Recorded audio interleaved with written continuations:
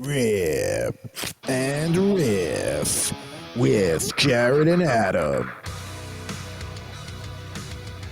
Welcome in to another edition of Rip and Riff here on the Better Sports Network. I am Adam, and with me, as always, is my partner in crime here, Mr. Jared Moore. Jared, how we doing today? We are doing great. We are taping this on a Saturday. It's nice. It's in the middle of the summer, and we'll get to all of that in a little bit, I'm sure. Yeah, we will. It's I'm just getting back from a week off. We took a road trip down to Santa Barbara for my daughter's birthday. We were going to potentially record down there. Did not happen. I did crack open the Luke Robitaille starting lineup. The Kings won while I was down there. I'm like, well, I'm going to do it anyway, even if we're not going to record.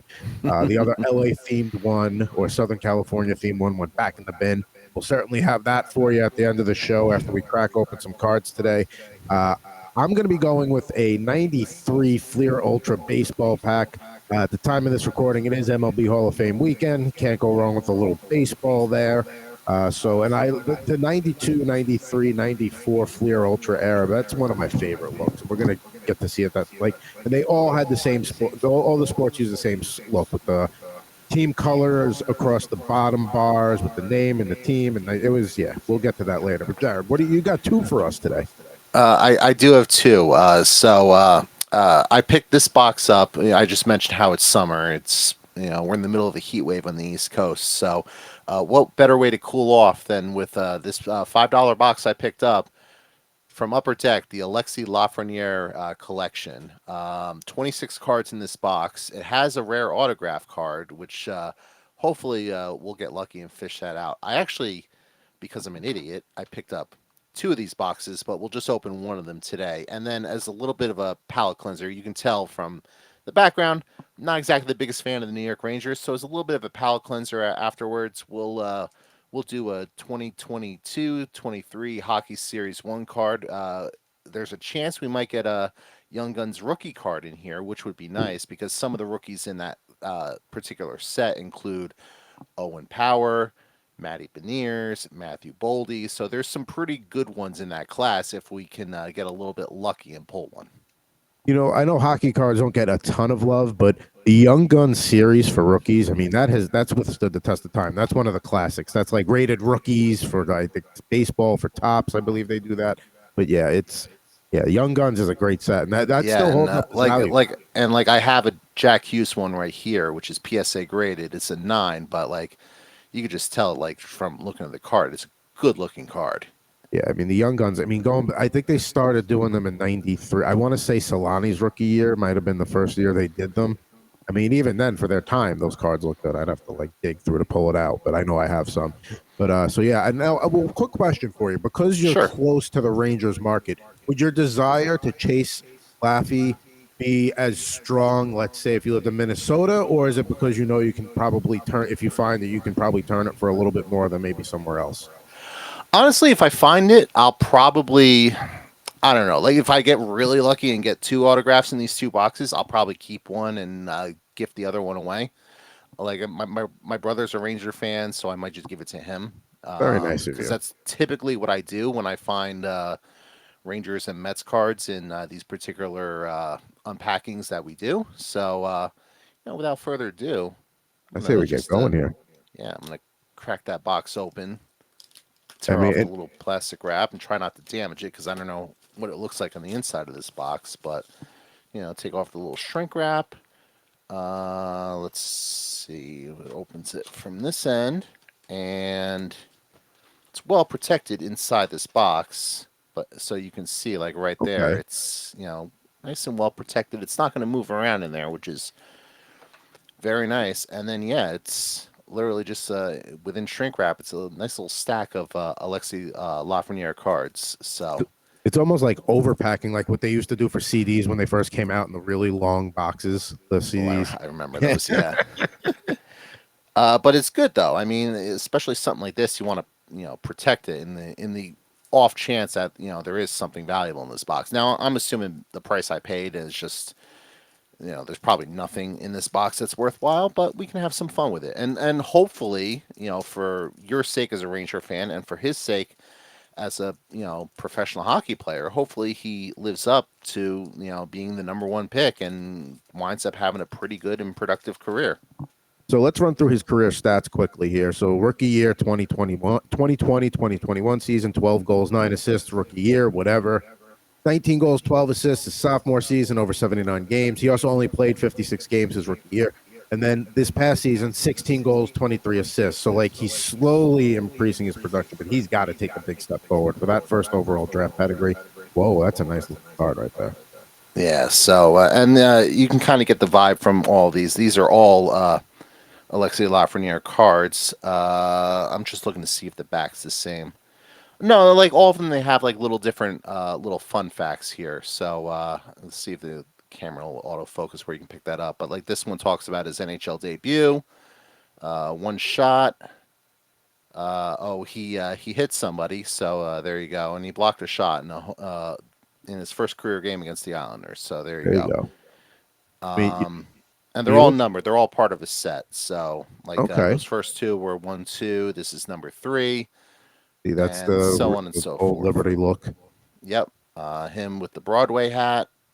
So this one must be after a nice little win. And yeah, this one he got after scoring the game-winning goal in overtime to help the Rangers beat the Sabres. 2021. So this was the 56-game season where they just played everybody within that one division. He's got that Broadway hat on there, too. So, he was the team MVP for the game.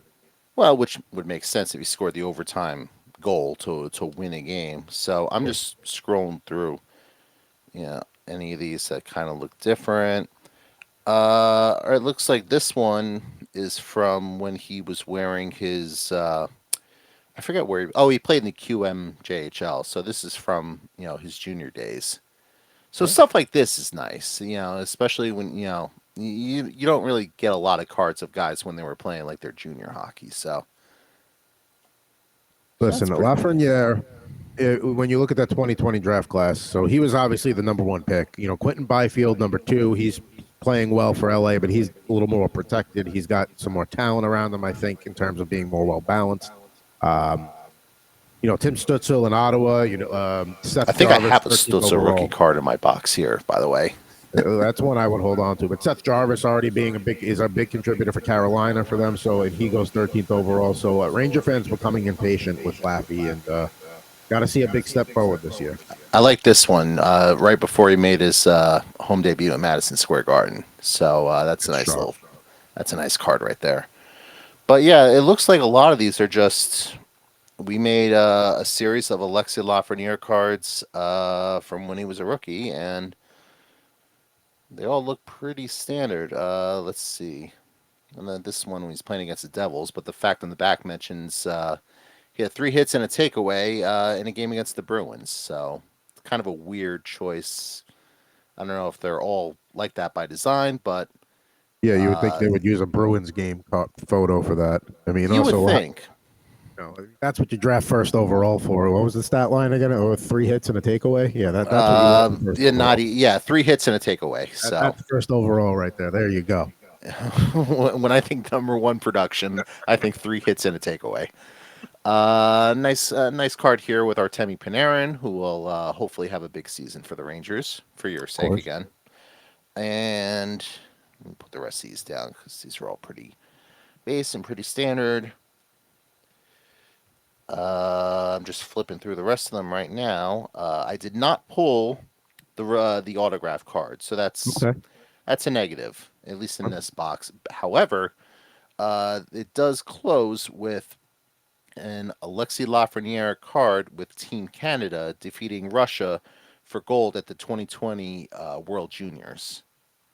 So it's a nice take-home gold for your country. Yeah, and him celebratory mood, gold medal around his neck, Team Canada jersey. On the fact on the back says, with his second assist of the game, Lafreniere helped Barrett Hayton score the tying goal with less than 9 minutes left in the third, as Team Canada defeated Team Russia 4-3.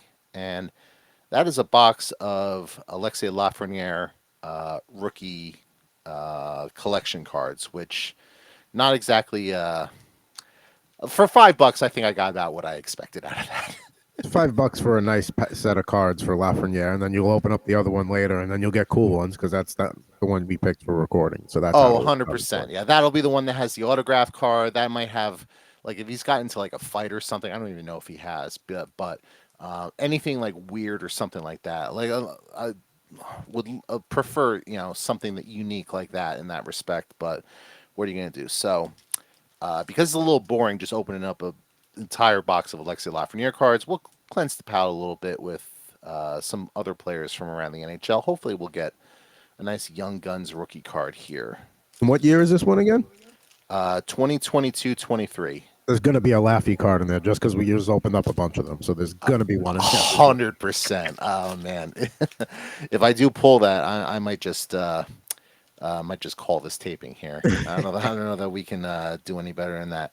All right, so we'll start with Joel Farabee from your Philadelphia Flyers. Hopefully, he was injured a lot this past season, if I recall. So hopefully he stays healthy and puts together a productive season.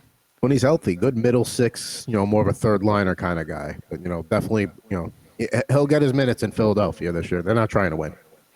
I love this next card just because of the picture of the player on the card. He looks certifiably insane, which would probably describe him as a player because he's not a superstar. He's what I like to call a shit stir. He's that type of player. Garnet Hathaway. Yeah, he's very good at that. Yeah, he plays in the right division too. So. And now he's a member of the Flyers. I don't know that there's ever been a more Philadelphia Flyer player than Garnet Hathaway. Somebody who, tough guy, will definitely mix it up. Not very talented. See, that's one fun thing about being like if you're a Flyers fan in rebuild mode, and I get it. It sucks to lose as much as you are. But the Flyers can actually get away with, when they're in rebuild mode, just making themselves as tough as possible, and they'll stall out the building because the Philly fans will love that. Even if they're losing, but they're tough, they're fighting and all that. So you don't fight as much as you used to, but you'll win over people in Philadelphia quickly with blue collar, hardworking kind of guys like that. 100%.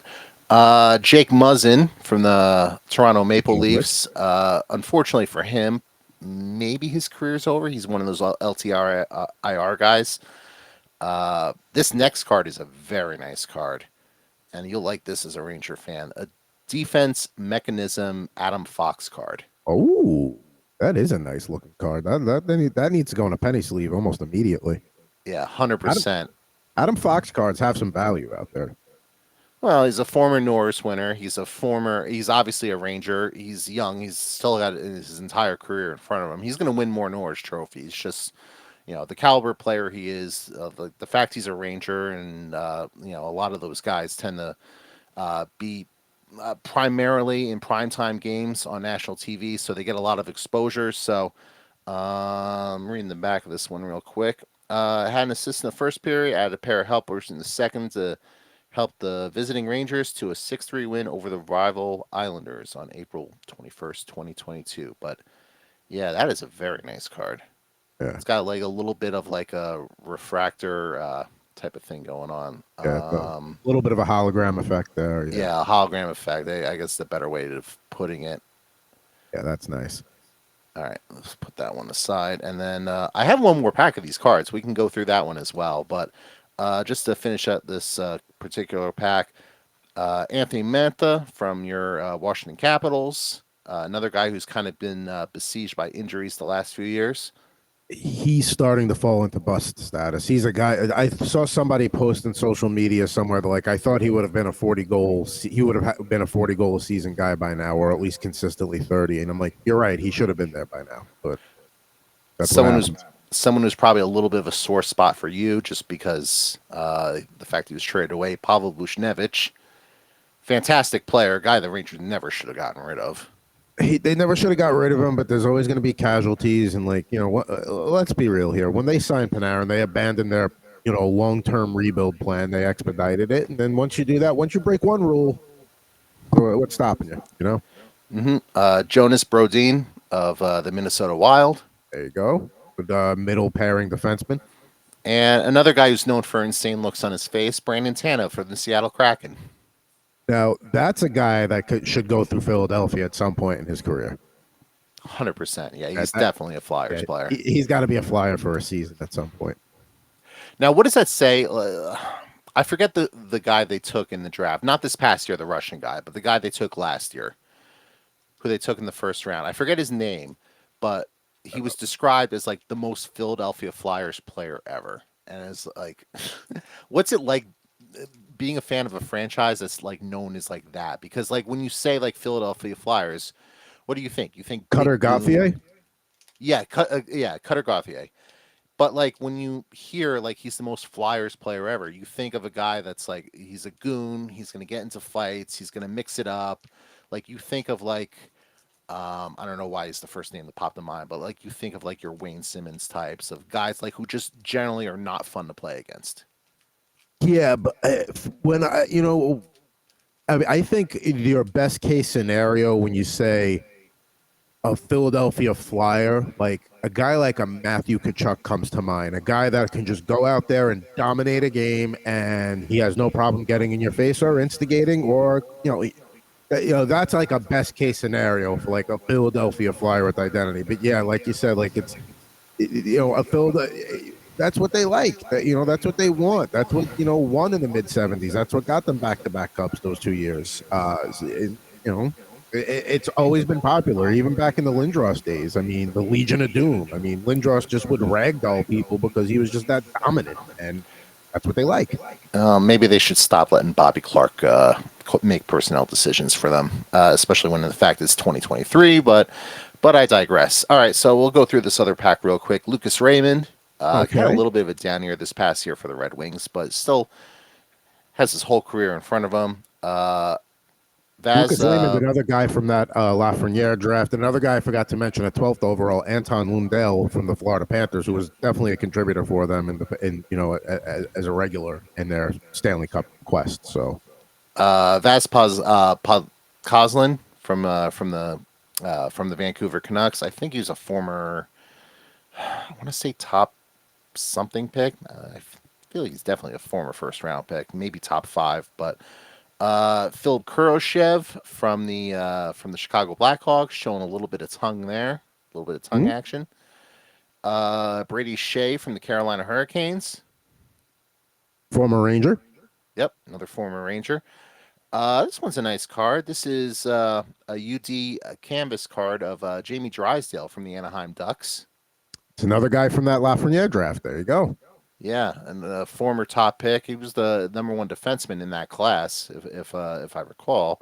No, and that's not the glossy canvas, right? That's just like the texture. No, it's like a canvas, like a painting canvas. Yeah, like I'm Bob Ross or something. I'm just gonna, draw a little bush right here. Connor Murphy from the Chicago Blackhawks. Decent player. Every night player. Mike Hoffman from the Montreal Canadiens, bounced around a bit. And last but not least, I believe one of the guys the Flyers got in the Claude Giroux trade, Owen Tippett. That is correct. Owen Tippett, he's a guy that could take, for fantasy perspective, he's a guy that could take a big leap this year and score. I mean, he played very well last year, but he's a guy that, try and snag him before somebody else does. And that does it for these for all these hockey cards for today. So we started off with a bunch of hockey. We did mention it's Baseball Hall of Fame weekend, so we're going to do a pack of baseball cards here. Always love talking hockey, but love to check a couple sports here on Rip N Riff. So we got a 93 Fleer Ultra, Series 1. Collect Dennis Eckersley and award winners limited edition subsets. Details on the back, blah, blah, blah, blah, blah. So let's get this pack open here. We like to, yeah, baby. Get near the mic. And I love these looking packs here. This is just classic. This is nostalgia right here. All right. So let's go through now. The first card that comes out, actually a name you should all remember, Mr. Larry Walker from the Montreal Expos there. Now, speaking of Hall of Famers, he just got in a couple of years ago. He was in the same Hall of Fame class as Derek Jeter. So there you go. So keeping the Hall of Fame. Now, what I love about the Fleer Ultra cards is that bottom look there where they have that stone, and they change the colors, and then you got the team colors for the name, and then the team, and then they even got that little baseball under the Fleer Ultra logo. I mean, for 1993, that's a damn good looking card. And I love those old Expos uniforms as well. Me too. So yeah, when you and that's the thing, and they had that look across all four sports. So I like that they did that. Now this is an old pack of cards, so some of them are stuck together. So I'm just trying to move along here a little bit. So we got Todd Zeile from the Cardinals. That's a good Another looking good card. player. We are 2 for 2 and a good start. Todd Zeile played for a long time. Was a member of the Mets, a member of the Yankees, I believe. Mhm. So Now, good player. he was one of those guys that he bounced around, but he was a contributor and played well everywhere we went. Now we talk Bobby Thigpen, good closer for the White Sox back then. Good, sharp looking card there too. Good picture. Good action shot. Yeah. Yeah. All right. Let's see what we got here. We got Mike Boddicker, who is also a good pitcher in his time for the Royals, and a Nice, couple other. nice tight mustache there. I like that. Yeah, that mustache is back. Could We have got could have played for the Yankees with facial hair like that. You absolutely could have, because you can't have the beard. You can have the mustache, like Don Mattingly showed us. As you hear me peel some of these cards here, that's how stuck together they are. But hey, go for Rip N Riff. Well, maybe if you listen to Mr. Burns and got rid of those sideburns. I mean, He really tried. I thought he did. I mean, he literally just went all the way across. And I don't know what's left to be called the sideburn. neither did Mr. Burns apparently. Mattingly. All right. So Omar Vizquel here. Quality defensive infielder for many, many years. Second base shortstop with that old Mariners look with the yellow S on the helmet. Very good. Definitely not a Hall of Fame player in my eyes, and the fact he was picking up Hall of Fame buzz in the voting for a few years was driving me insane. Just because, I mean, like, he's a guy who played forever, who was known for his defense. There is value in that, but like, he was never a good enough hitter to really be Hall of Fame consideration. And then he sort of had his own off the field transgressions that we won't get into, and now he's seemed to fallen out of favor with the writers. So if you had a defensive only like wing of the Hall of Fame, then absolutely. And yeah, like, he'd be like, first ballot. yeah, for sure. But Ray Ordonez might be in there too. I mean, that guy was pretty fantastic. But that's a whole other show With topic. the highlight reel plays, I mean, Ozzie Smith is a Hall of Famer, Ozzie but Smith. he also did enough outside of his defensive prowess at shortstop where he was able to close that gap and get in. There you go. Now, we got Jack Clark when he was with the Red Sox, also played with the Giants. Good hitter in his day. Another good player. There's a pretty solid pack here. We got Lance Blankenship from the Oakland A's. Good looking card. The A's look has not changed in forever. It will soon enough, though, but has not changed in many, many years. You think they'll keep that A's name when they go to Vegas? I mean, they start in Philadelphia, and then they played in a few cities and have kept Kansas City as well. So I would think they would keep the A's name, but I mean, Vegas is kind of a weird sports city in general. I don't know how they're going to feel about, especially inheriting an A's team that's, I mean, they're not historically bad, but they're close, and they're not going to. I think they would rather have an expansion team than the Oakland A's if you were giving them the option. If you cut off baseball history at like 2005, the A's would actually have one of the better baseball histories of all the teams out there. It's just since 2005, they've basically become just like a team that people use to make trades, and if they catch lightning in a bottle one year and make a playoff run, great, but they're just a source for people. I'd even go back a little bit further. You have the Moneyball teams, and you obviously had the teams with like Giambi and Damon on them, but you also had like the 2002 team that won 20 games in a row, and they had like Miguel Tejada and Eric Chavez. And they had their big three pitchers still, so they were still obviously a very good team, and they were obviously the Moneyball team, so they were able to scrap together like the Scott Hattebergers of the world to fill out the rest of the lineup. So. And even in early '90s, they go to the '89 World Series, sweep the Giants. They get swept by the Reds in the '90 World Series. They went to the World Series a few years before that when they lost to the Dodgers, the Kirk Gibson, walk-off home run World Series.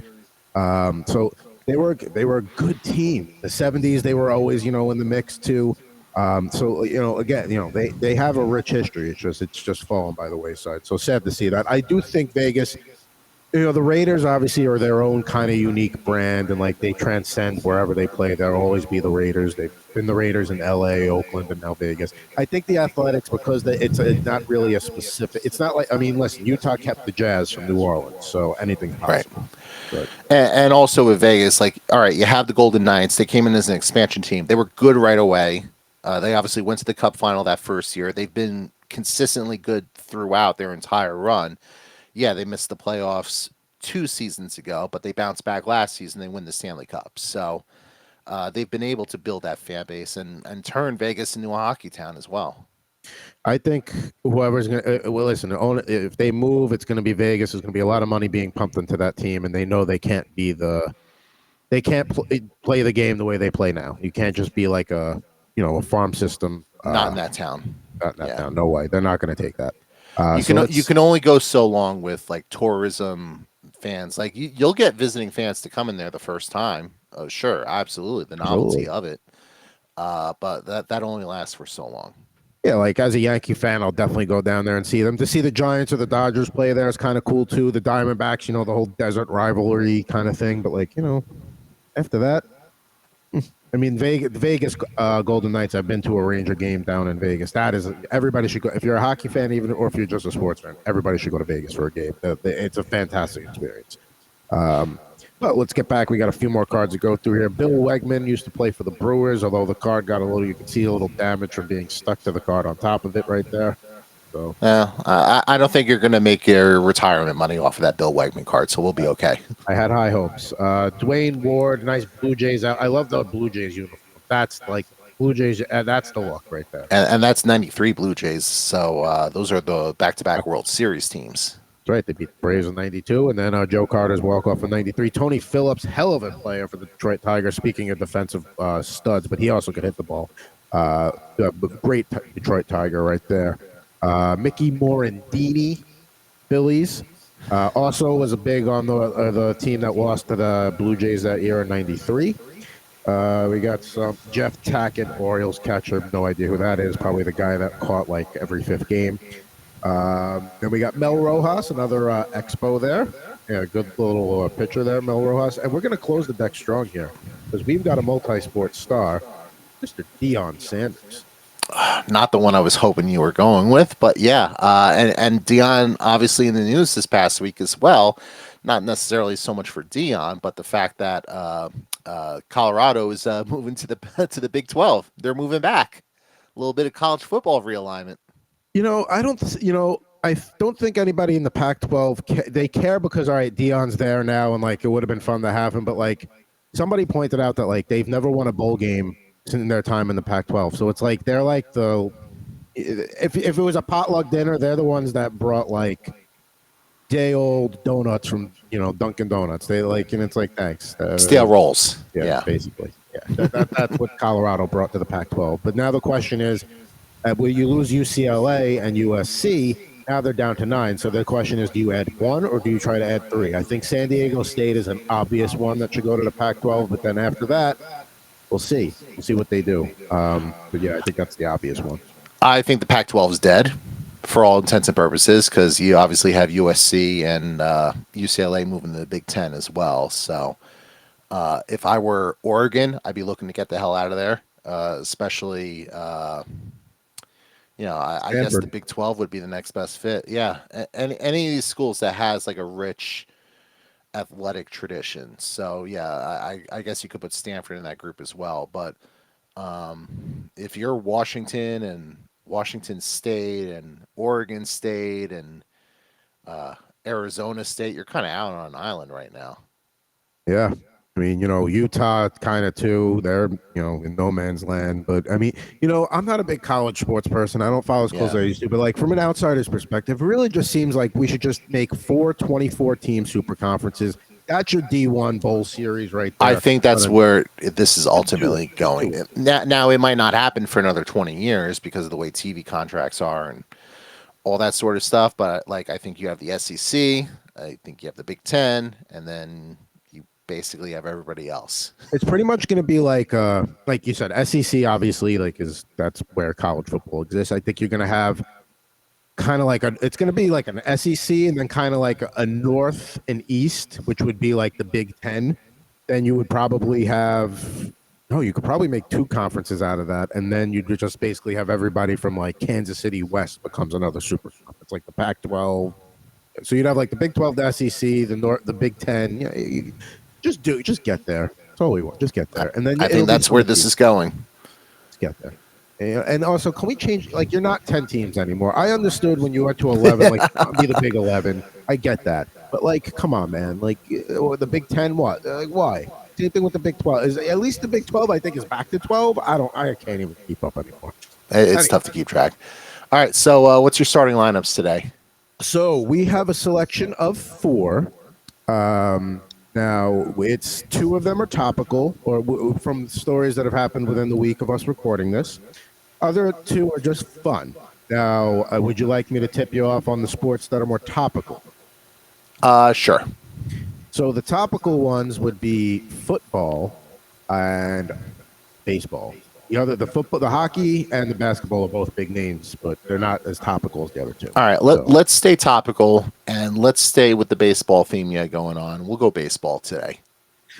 Man, I was hoping you'd pick that one because I really planted this one because it is MLB Hall of Fame weekend. Is it Scott Rowland? Before we get to him, we got to show the 3 that we did not pick. Okay. Otherwise, we ain't doing it right. That's true. So, Jaromir Jagr, Penguins era, 97. What is the hockey one? Love Jagr. Legend. The basketball one was Jason Kidd, rookie year, Mavericks. Hall of Famer. I like those old Mavericks jerseys, by the way. I saw a story about Me too. With the Barbie movie just coming out. I just read some story about how this woman's trying to track down this Barbie Dallas Mavericks doll that apparently is like a one-of-one, doesn't really exist. So it's a fascinating read. I think it's on ESPN's website if you get a chance to look into it.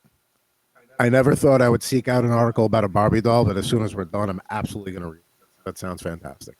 Now, if you had picked football, which was one of the top, Houston Oilers jerseys are back this week. And there's Haywood Jeffries from the Houston Oilers in that classic powder blue look. The Titans are going to wear them twice this year. One of the times is against the Texans. I saw somewhere on social media that the winner should get the rights to those jerseys moving forward. Give the Texans some. I mean, it's the only other way I'm going to care about a Titans and Texans matchup, so sure. Now, for the one you picked baseball to keep it topical. It's Hall of Fame weekend. Here he is, Fred McGriff.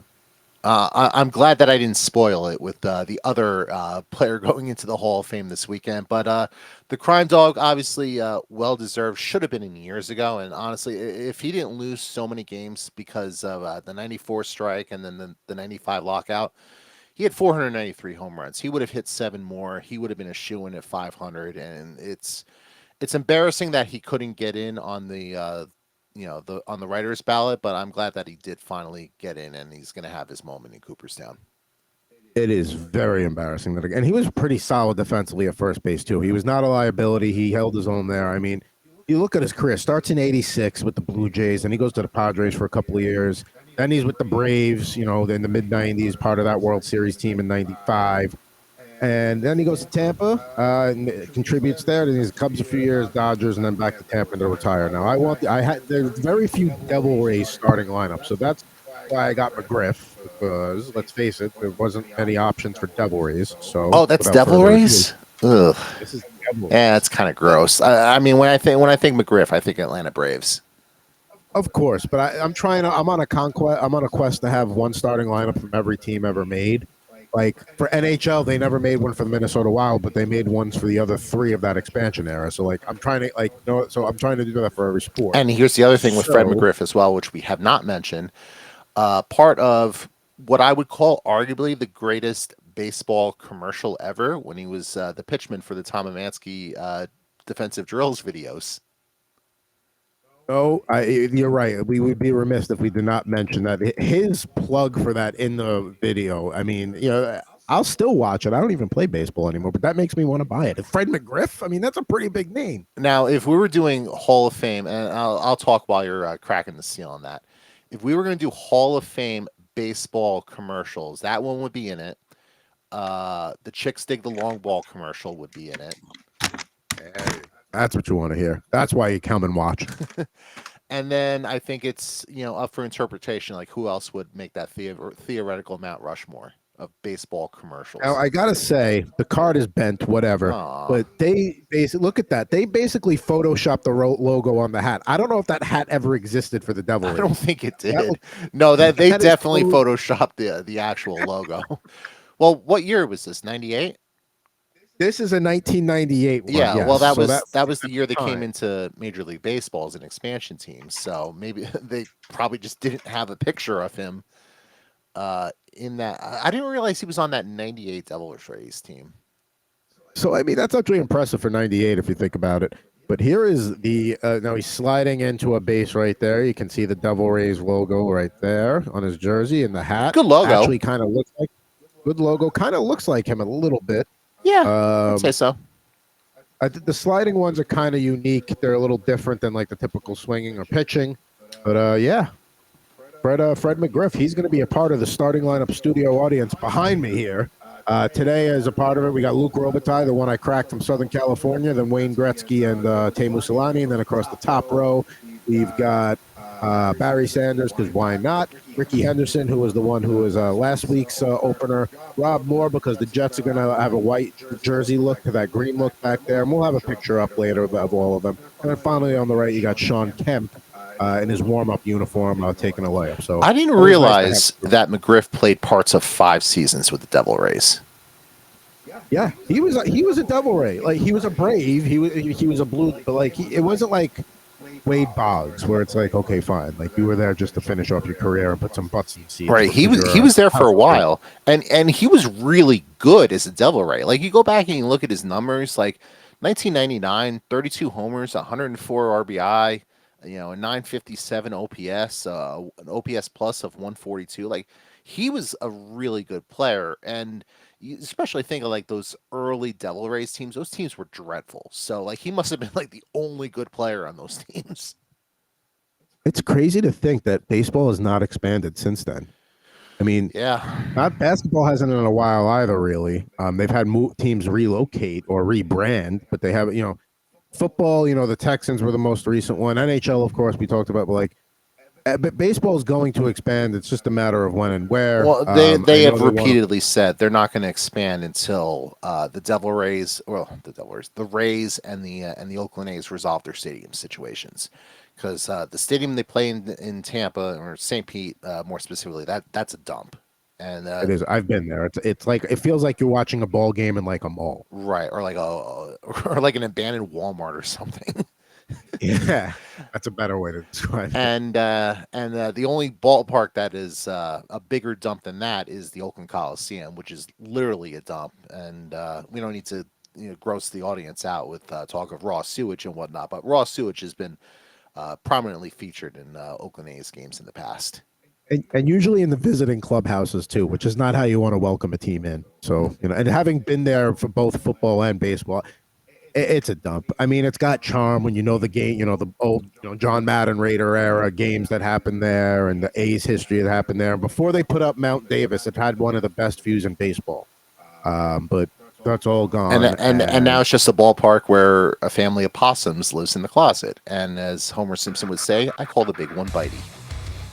I mean, maybe it's Bitey's relative. Maybe it's like a distant, answer, down the family tree a little bit. But that'll do it for this edition of Rip N Riff here on the Better Sports Network. We're going to be back again real soon with another pack rip from each side of us, as well as a starting lineup getting cracked open. Today we kept it nice and topical with current and newest Hall of Famer, Mr. Fred. Congrats, Fred. I can't talk. Congrats, Scott Rowland, and we'll be back with you soon. For Mr. Jared Moore, I'm Adam Bernard. Rip and Riff. Be back soon.